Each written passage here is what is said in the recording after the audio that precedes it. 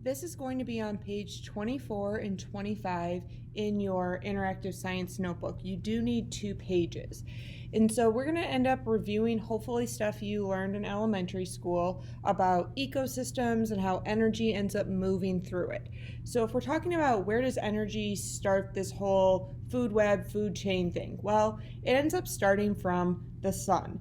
And so what I'm going to do, and I want you to do this, you can use color pencils, markers, or you can just use pencil. It doesn't matter.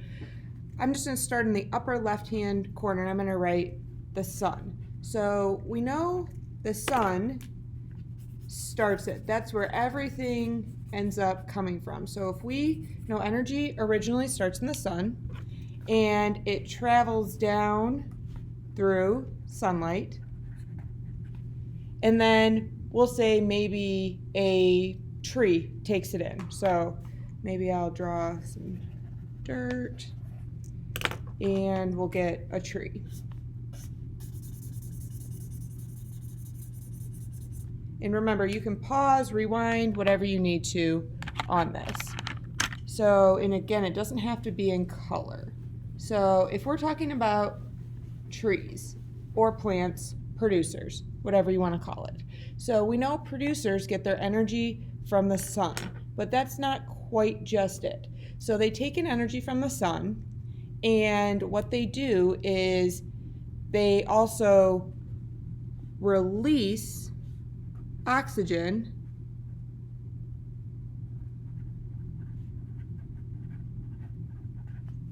and they also take in carbon dioxide. And that whole process for them to take in carbon dioxide, also known as CO2, they take in carbon dioxide, they take in sunlight, and you can see with the arrows going in, and then releasing oxygen. That whole thing is called photosynthesis because they take in all those things and they're able to make sugar or food for themselves. And so this is an example of what we would call a producer. So we're going to write producer, and what they do is they obtain or they get energy from the sun through the process of photosynthesis.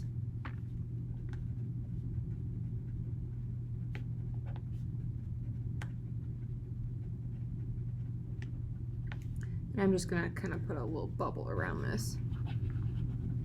So a producer obtains or gets energy from the sun through the process of photosynthesis. So that's them taking in sunlight, taking in carbon dioxide, and releasing oxygen. And so if we're talking about our energy flow, so we've got this whole energy, all right, well, it starts with the sun, and then we know it goes down into the trees. Well, it then, something ends up eating the trees. So I'm just going to draw arrow going over. And this would represent energy. I'm just going to shade this in just so we can see a little better. So the energy started with the sun, and then it ends up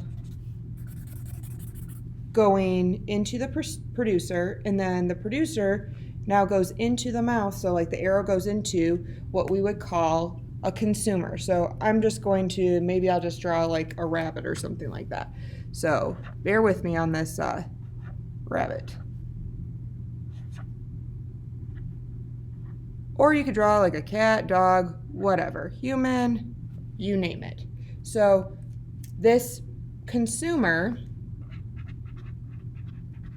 and a consumer, they obtain energy from eating other organisms.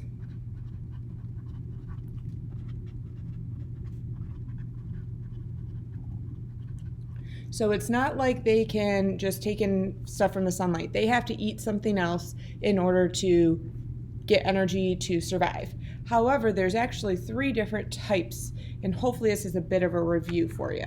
So when we're talking about 3 different types, one type is omnivores, And the prefix omni means both. So eat both plants and animals. That would be, for example, like us. We eat both plants and animals.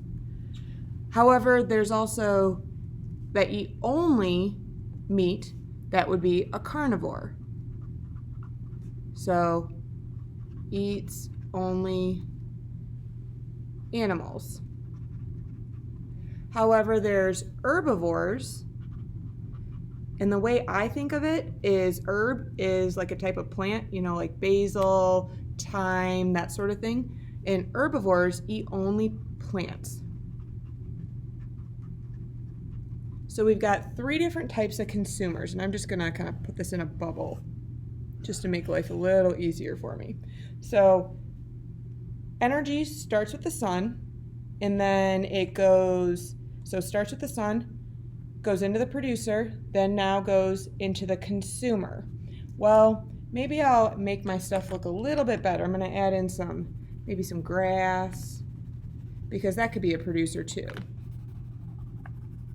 However, we know that the producers take in carbon dioxide, sunlight, release energy, but when we're talking about us or other producers, we take in oxygen.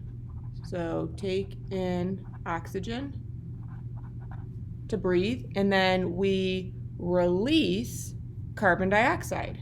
That's when we breathe out. Release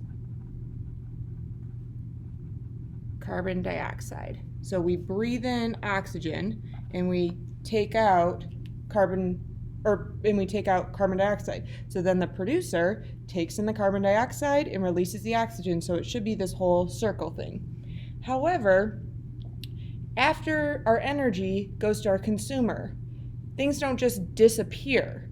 Well, they end up getting eaten by decomposers. So I'm going to draw my arrow going underground.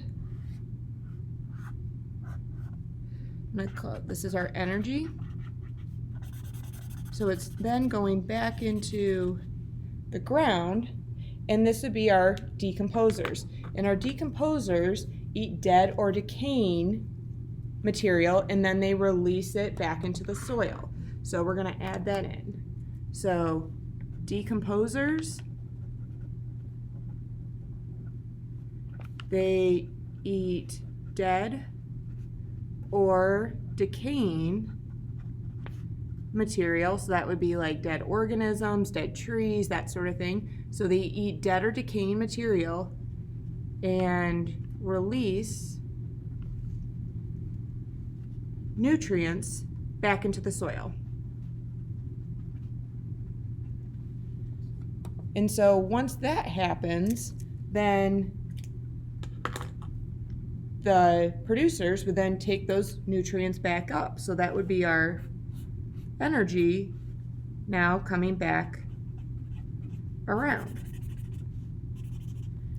So we've got this whole cycle thing where we've got, all right, energy comes in from the sun, goes into producer, then goes into a consumer, comes back down to our decomposer, goes back around.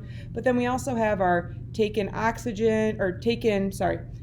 carbon dioxide from the producer, release oxygen, we breathe in, like consumers take in oxygen, release carbon dioxide, and it goes back around. But some of you might be going, you left a spot over in the corner. Yeah, I did that on purpose. So what I'm going to do is pretend like this is water. Because we have lots of things that are in lakes, in oceans, whatnot.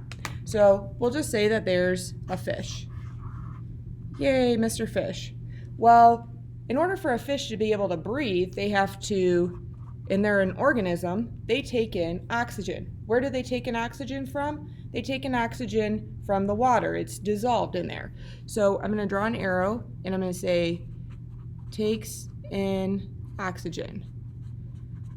But where could that oxygen come from? Well, there's different plants that live in the water. So like seaweed or whatnot. And so the plants that live in the water, they release the oxygen, and the plants, so then the plants take in, release oxygen, then we know our fish or other organisms take it in and then release carbon dioxide. I'm just going to put CO2 because that's carbon dioxide. And then it kind of goes right back around. So that whole thing's happening underground or under the water as well.